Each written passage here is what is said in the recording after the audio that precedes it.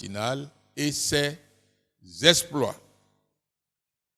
Allons donc au premier point de la dévotion matinale et son explication.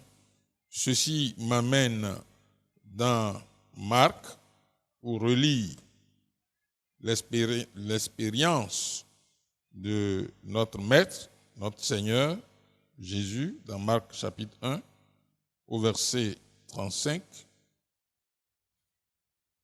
Vers le matin, pendant qu'il faisait encore très sombre,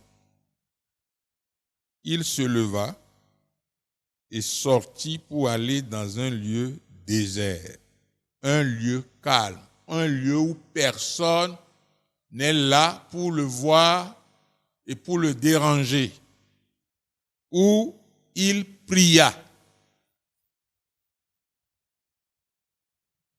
Alors, la suite, c'est que Simon et ceux qui étaient avec lui se mirent à sa recherche.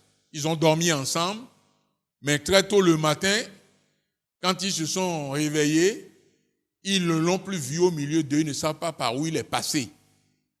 Il a disparu du milieu d'eux pour aller chercher un endroit désert, calme, silencieux, où personne ne pourrait venir le déranger, pour aller prier.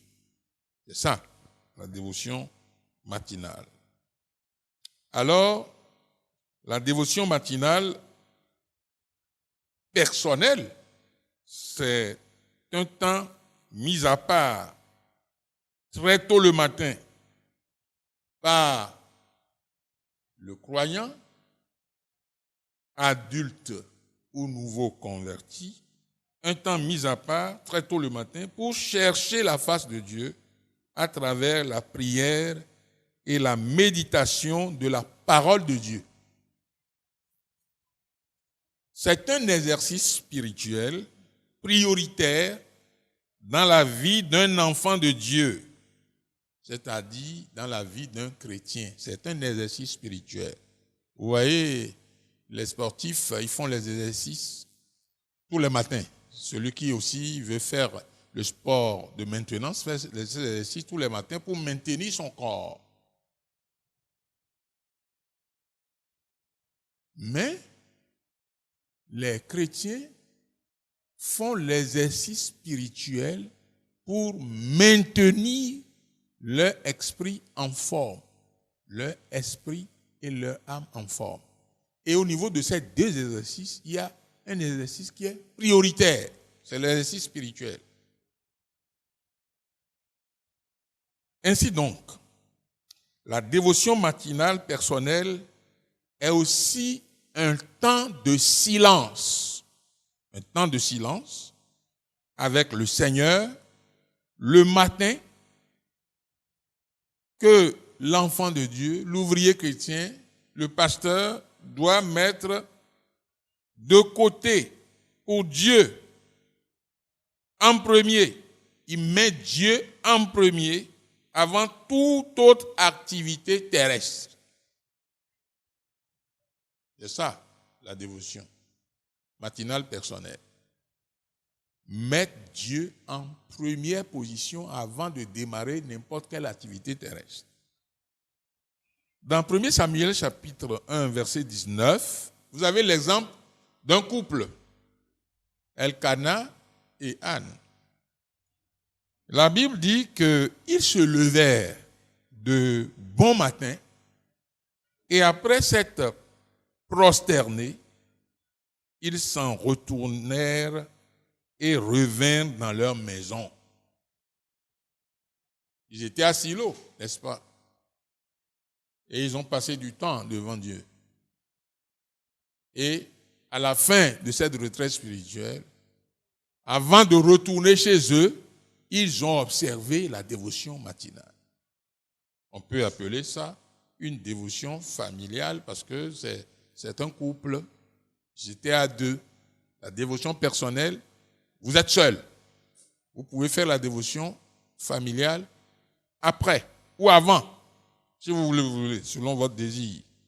Mais ce que je voudrais vous montrer là, c'est parce que c'était leur pratique. C'était leur pratique. Chaque année, ils allaient donc à la retraite à Silo. Et cette fois-ci, vous voyez, avant de repartir chez eux, ils se levèrent de bon matin. Et après s'être prosternés devant Dieu, ils s'en retournèrent et revinrent dans leur maison. Ma prière est que Dieu suscite parmi nous des hommes et des femmes comme ça, qui ont la crainte de Dieu et qui mettent Dieu en premier. Très tôt le matin, avant le lever du jour. Le résultat, vous le verrez dans le verset suivant. Quand vous lirez le verset 20, vous allez voir le résultat de cette dévotion qu'il voue à Dieu tous les matins, surtout après cette retraite-là. La stérilité de Anne a été brisée à partir de là. En quoi consiste la dévotion matinale? Notez que la dévotion matinale personnelle consiste à se lever tôt, chaque matin, avant le lever du jour, c'est-à-dire dès l'aurore.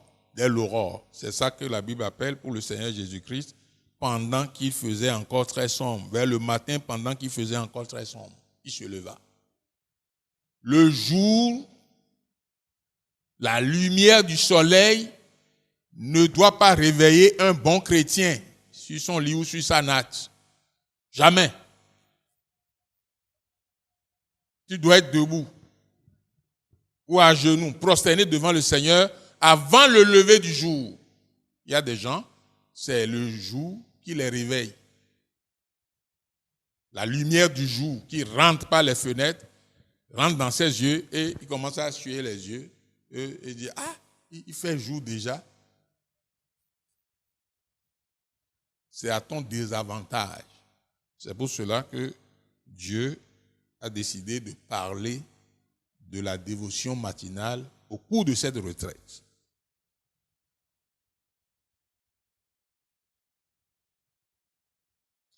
Alors, il se lève très tôt le matin, dès le lever du jour, pour adorer Dieu et lire sa parole, afin de se familiariser avec cette parole et ensuite s'adonner à la prière. Et à quel genre de prière? Une prière fervente, personnelle et régulière. La dévotion matinale, elle est régulière. C'est chaque matin. C'est un exercice. Il y a un prix à payer. La grâce matinée, c'est le prix à payer. Un bon chrétien ne fait jamais de grâce matinée. Il va faire sa dévotion personnelle avant d'aller se recoucher après.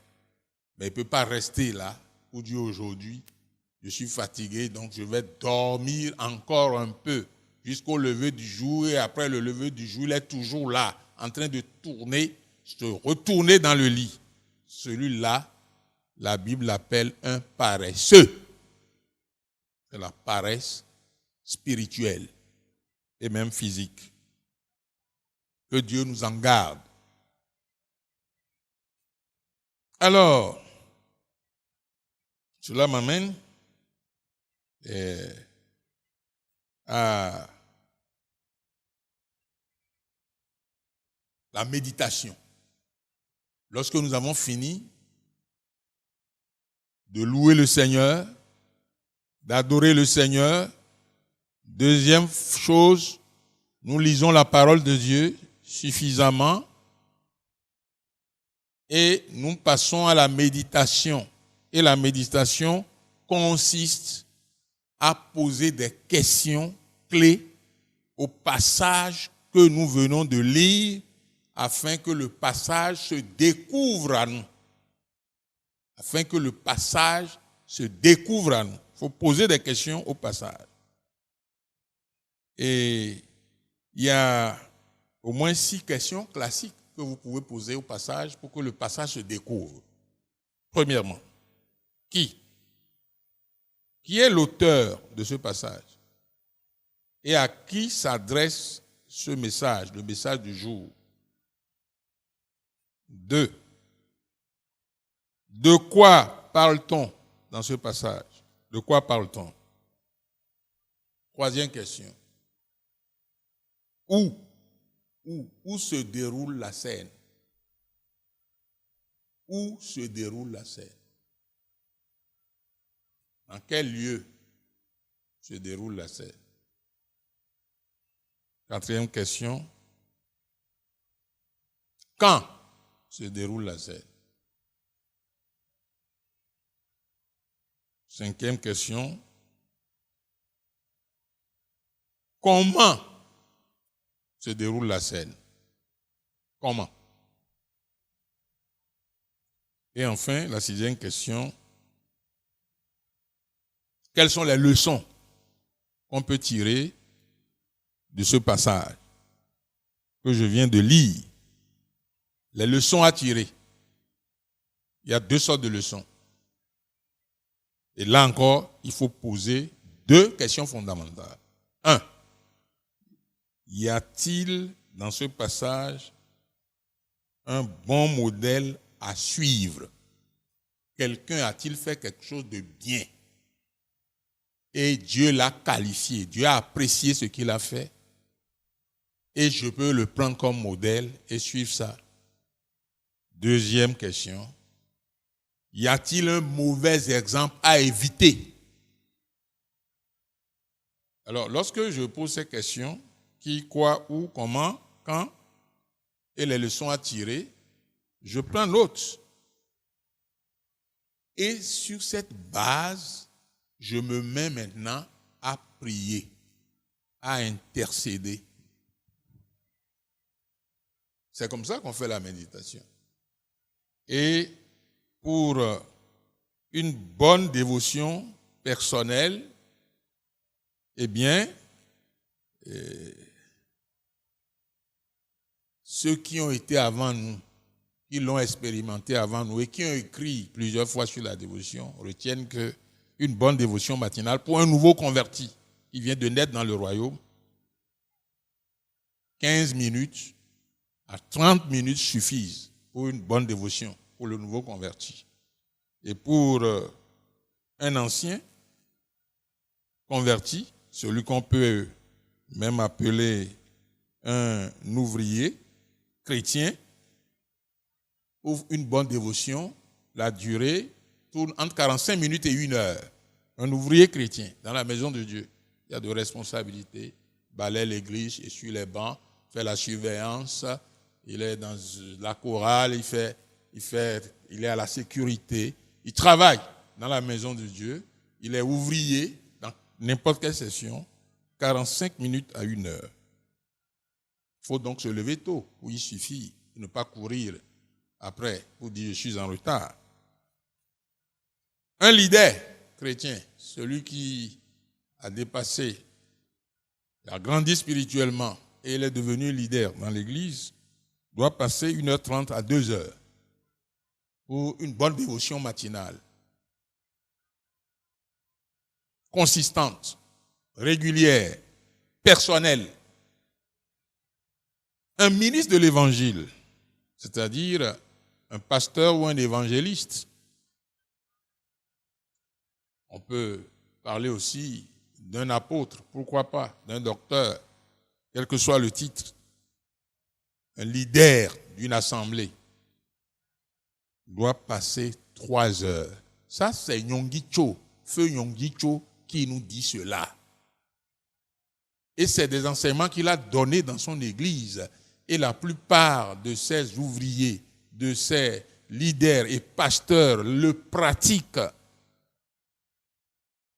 C'est celui qu'on a trouvé les toutes premières montagnes de prière à Séoul.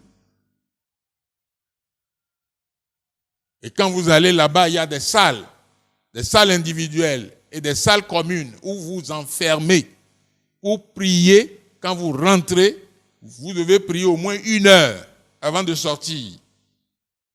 Vous pouvez aller plus loin, 2 heures avant de sortir ou 3 heures. Il dit qu'un pasteur chez lui, c'est écrit, c'est 3 heures de dévotion personnelle par jour, dès le lever du jour.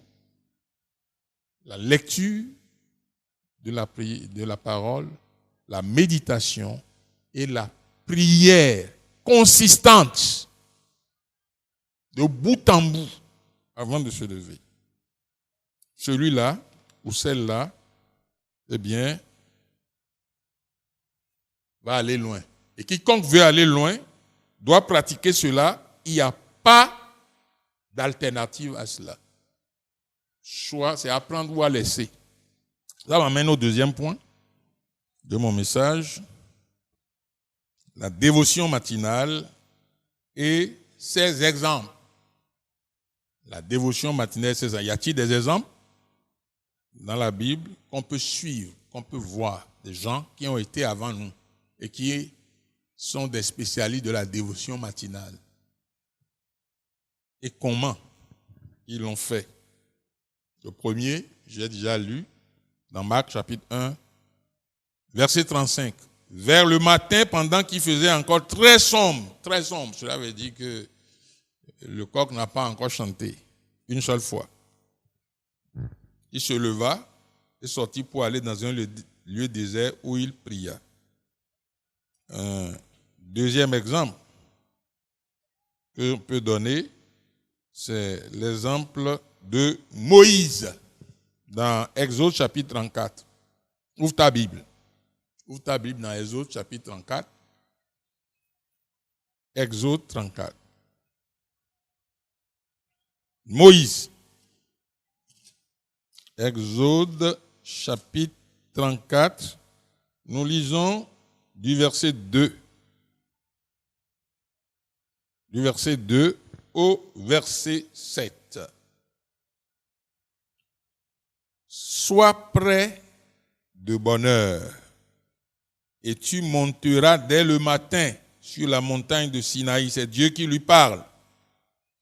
Tu te tiendras là, devant moi, sur le sommet de la montagne.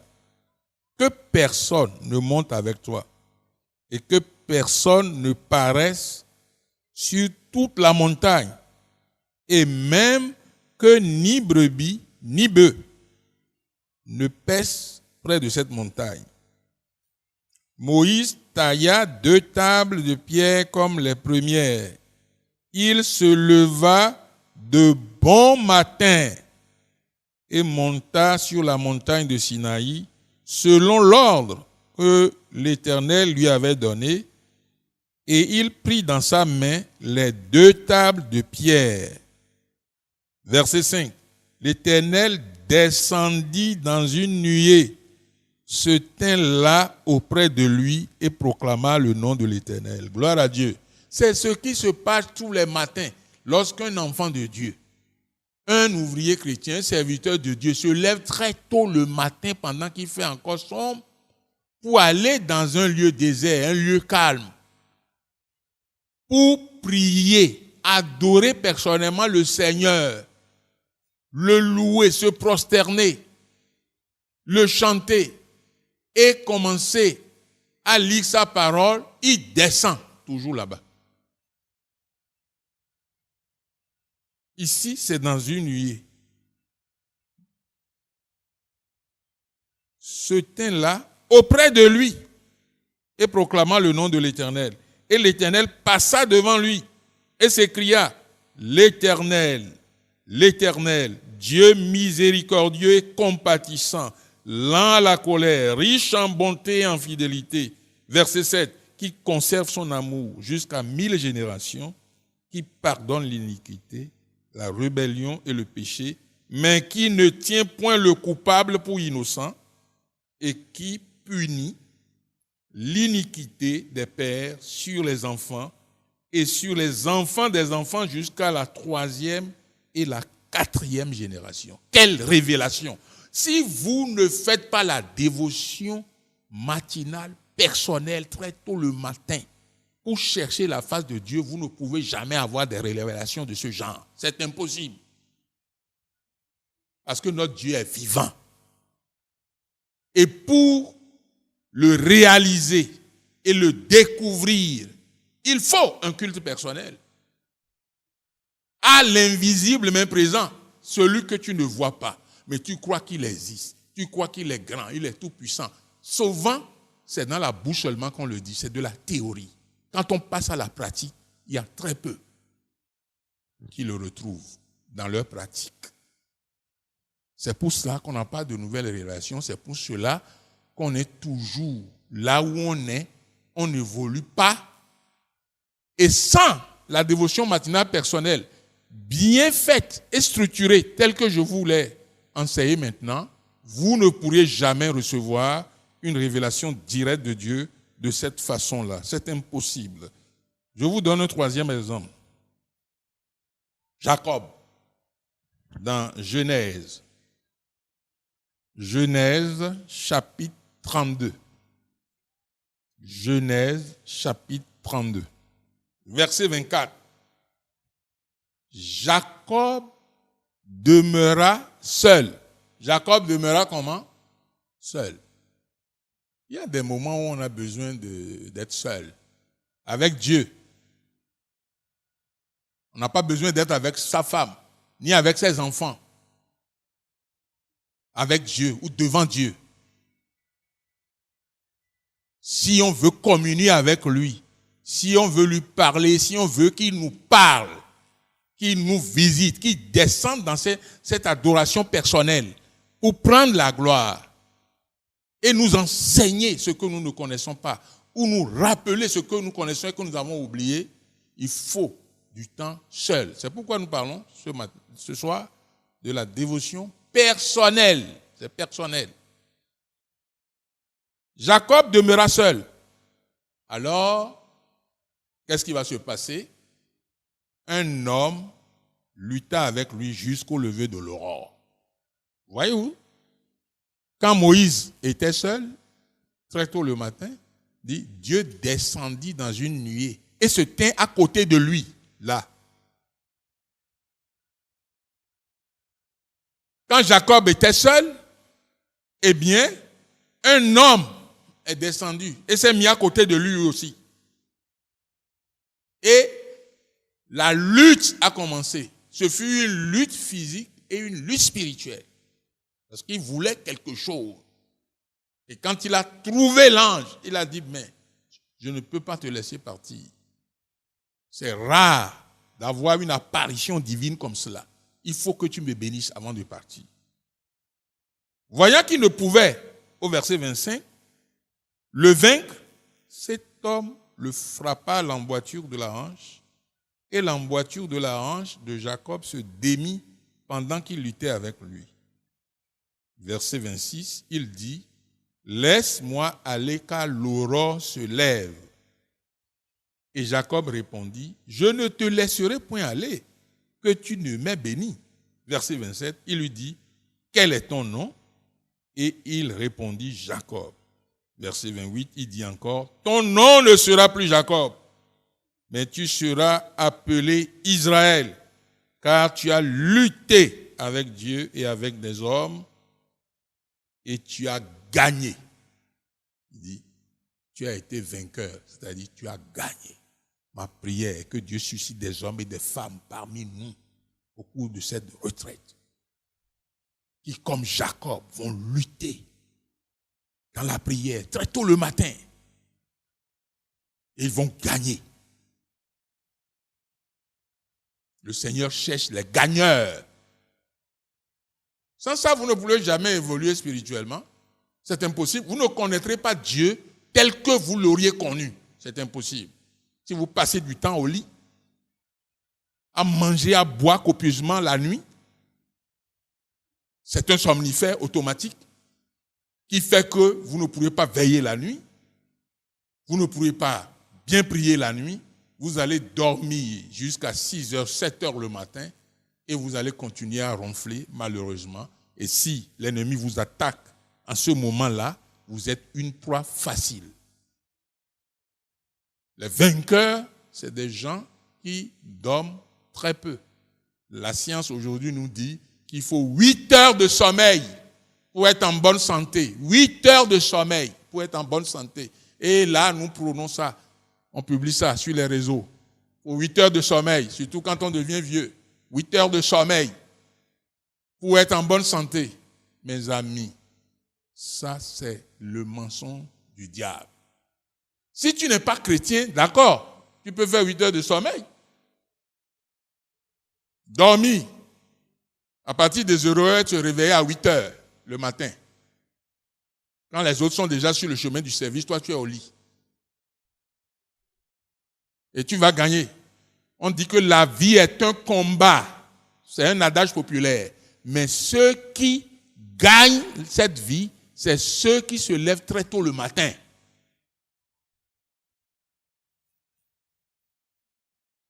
Ma prière est que Dieu trouve parmi nous un homme ou une femme à partir de ce soir qui va se lever très tôt le matin, chaque matin, et avoir un temps personnel avec son Dieu. Et tu vas voir ce que Dieu va faire avec toi. Tu seras un autre Jacob, un autre Ésaïe. Tu seras un autre Élie. Ça m'amène à lire rapidement le témoignage d'Élie dans 1er roi 19. 1er roi 19. Ouvre ta Bible, je vais te montrer le cas d'Élie dans 1er roi 19. Vous savez, après le mont Carmel, où il a fait descendre le feu, eh bien, Jézabel a voulu le tuer. Et lui, le prophète de feu, elle a pris peur. Et il fuyait devant une femme méchante. Fut-elle méchante? Eh bien, si tu as une vie de dévotion imbattable, aucune femme, quelle que soit sa sorcellerie, ne peut te faire peur. Mais malheureusement ici, lui, la Bible nous dit qu'il a eu peur et très peur pour sa vie. 1er roi 19, du verset 1. 1er roi 19. Achab rapporta à Jézabel tout ce qu'avait fait Élie et comment il avait tué par l'épée tous les prophètes. Jézabel envoya un messager à Élie pour lui dire que les dieux me traitent dans toute leur rigueur si demain à 7 heures je ne fais de ta vie ce que tu as fait de la vie de chacun d'eux. Élie, voyant cela, se leva et s'en alla pour sauver sa vie. Il arriva à Beersheba, qui appartient à Juda, et il laissa son serviteur. Pour lui, il alla dans le désert où, après une journée de marche, il s'assit sous un genêt et demanda la mort en disant « C'est assez, maintenant, Éternel, prends mon âme, car je ne suis pas meilleur que mes pères. » Ça, c'est un poltron. Celui que Dieu a utilisé puissamment il y a quelques heures ou quelques jours, qui fuit devant une femme et cherche même la mort. Ma prière est que cela ne vous arrive pas. Il se coucha et s'endormit sous un genêt. Et voici un ange le toucha et lui dit « Lève-toi et mange ». Parce qu'il était fatigué, totalement. Il s'est endormi, affamé. Il n'y avait pas la nourriture dans ce désert, dans cette forêt. Dieu a eu pitié de lui et a envoyé l'ange pour lui donner à manger. Mais seulement ce que je voudrais vous montrer ici, il s'agit d'une nourriture particulière, une nourriture spirituelle. Lorsque vous mangez ça, vous retrouvez de la force physique et spirituelle. Il regarda, il y avait à son chevet un gâteau cuit sur des pierres chauffées et une cruche d'eau. Il mangea et but, puis se recoucha. La nourriture était physique et spirituelle. L'ange, au verset 7 de l'Éternel, vint une seconde fois le toucha et dit, « Lève-toi, mange, car le chemin est trop long pour toi. » Si tu ne manges pas physiquement et spirituellement, tu ne peux pas y suffire.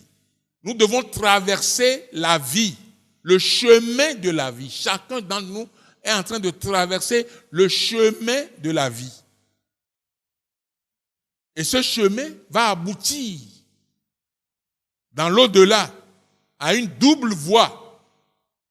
Une étroite, l'autre très large. Pour y parvenir, il faut de la force. Il faut des jours, des années. Et si Dieu te prête vie, jusque dans ta vieillesse,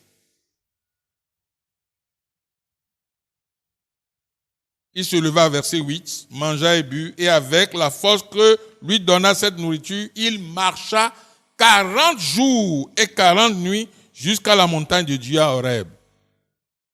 Que le Seigneur bénisse sa parole. 40 jours et 40 nuits de marche. Après avoir mangé à la nourriture de l'ange, à la manne quotidienne, après avoir mangé cette manne quotidienne, il a eu la force de marcher 40 jours et 40 nuits. Est-ce que toi tu lis ta manne tous les jours? La manne quotidienne. Bientôt, dans quelques jours là, on sera à la fin de l'année. Une nouvelle manne va sortir. Est-ce que tu vas l'acheter? Certains ne l'achètent plus parce qu'ils ont ça sur leur portable. Et ils ne lisent pas. Et c'est à tes dépens. Parce que tu ne fais du mal à personne. Mais tu fais du mal à ton âme. J'aimerais, moi, manger la nourriture qui va me faire marcher 40 jours et 40 nuits sans être fatigué.